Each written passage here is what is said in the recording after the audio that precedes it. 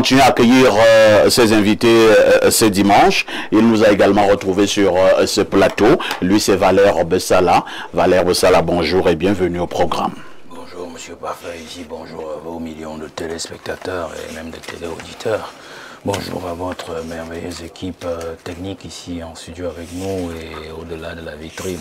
Bonjour à mes co-panélistes que j'ai le plaisir de retrouver et surtout très ravi d'être parmi vous chaque fois que je reçois l'invitation de votre auguste média. Vous êtes candidat déclaré à la présidentielle 2025 au Cameroun. Je rappelle que vous êtes le leader de la formation Jouvence. Alors, comment se porte pour l'instant votre annonce de candidature? Nous suivons un calendrier qui n'est pas le mien, qui est celui du parti et de la jeunesse qui nous suit. Et l'étape que nous avons franchie était celle de la déclaration de candidature.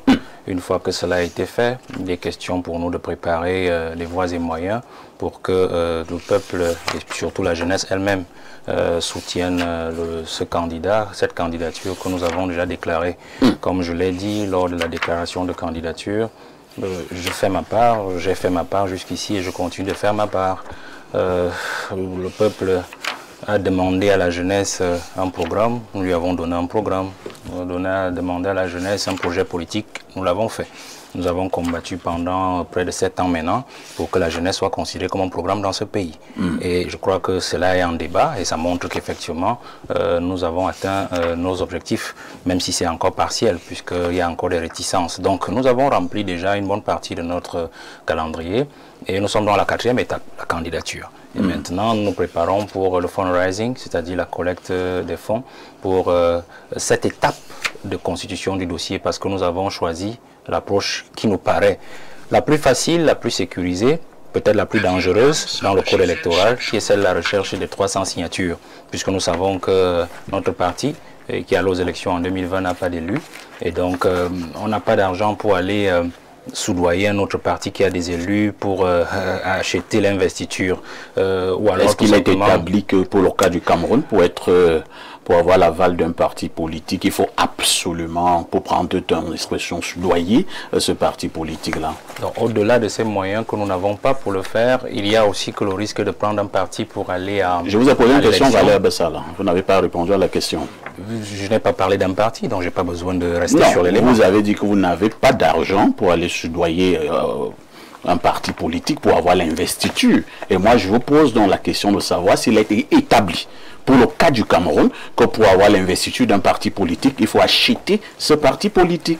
Voilà la question. Comme nous n'avons pas des moyens à dépenser dans ce sens-là, et que cette voie est très insécurisée, puisqu'il peut arriver que nous ayons une investiture d'un parti, et qu'on se retrouve dans une difficulté où l'investiture est même contestée encore peut-être au moment de la validation. Alors nous avons choisi la voie des 300 signatures.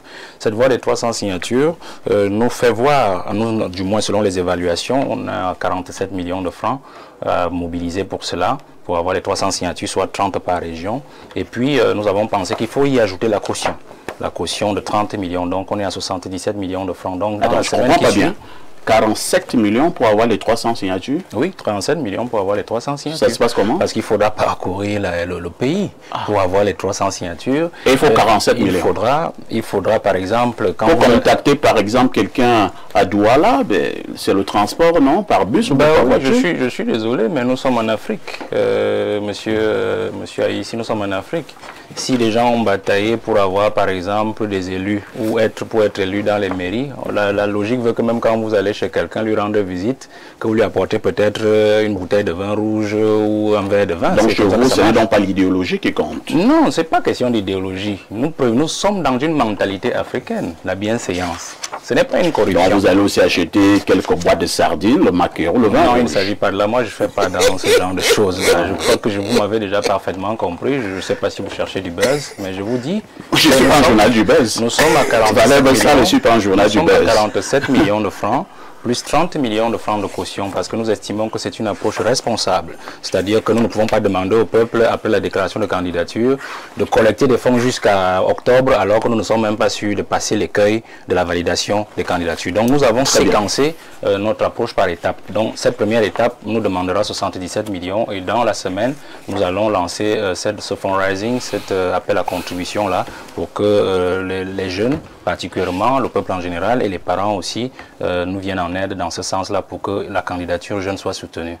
Je vous aurais posé une autre préoccupation, hein, mais je vous aurais un peu énervé. Je pouvais vous poser une autre préoccupation. C'est désormais la mode au Cameroun. Lorsqu'on veut se présenter à l'élection, il faut lancer un appel à la collecte des fonds. Ce sera pour la prochaine fois, Valère. Merci d'être là ce matin. Pierre Bleru-Niamek est notre consultant. Bonjour et bienvenue au programme. Bonjour, parfait ici et merci de m'associer à votre panel ce matin. Est-ce que je devrais me sentir privilégié d'être sur un plateau avec deux candidats déclarés à l'élection présidentielle?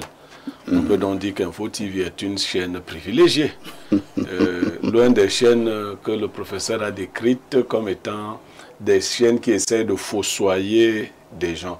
Non, sans faire de leçons à qui que ce soit, Elimbi l'a fait. Je dirais au professeur Baébé, quelques-uns d'entre vous êtes ceux qui donnent de la valeur à certains médias. Alors il faut éviter de se mélanger avec des gens qui ont des projets que vous ne connaissez pas. Pour ma part, j'ai suivi l'échange très convivial entre Parfait ici et son congénère, aujourd'hui candidat. J'ai mes positions sur vos candidatures. C'est la première fois que je vois un Camerounais qui a le courage d'aller vers les 300 signatures. Donc, si ça se réalise, il aura levé un certain pan de voix sur un aspect de l'élection présidentielle. Je dis même ceux qui se disent les plus forts en politique. Personne n'a osé emprunter la voie des 300 signatures jusqu'à présent. Je lui souhaite donc que ça marche. Peut-être ça pourra nous inspirer parce que d'autres candidatures viendront, peut-être pas en 2025. Si cette voie-là, et j'encourage ceux qui ont la possibilité d'investir, les candidats, à le faire. Les Camerounais vous regardent, vous qui pouvez donner ces signatures. Faites-le, permettez aux gens d'être candidats s'ils le désirent. Ne vendez même pas ça. Bon, je ne veux pas entrer dans la polémique, je n'ai pas encore essayé d'évaluer ce que ça fait de faire le tour du Cameroun, mais je crois que ça doit coûter beaucoup d'argent. Quand parfois ici et moi nous allons à Kribi, ça nous coûte beaucoup d'argent. C'est pas pour aller chercher des signatures. Hein? Non, je voulais détendre. Vous allez souvent dormir à Kribi, dans une même chambre, un même lit. Alors là, non, là c'est juste aller dormir aux États-Unis. Non, nous ne dormons pas dans une même chambre. Un chap et la voisine aurait dormi dans une même chambre pendant un mois avec Camto, dans le même lit. S'il vous plaît, redevenons sérieux. Merci Pierre Bleru d'être là ce matin.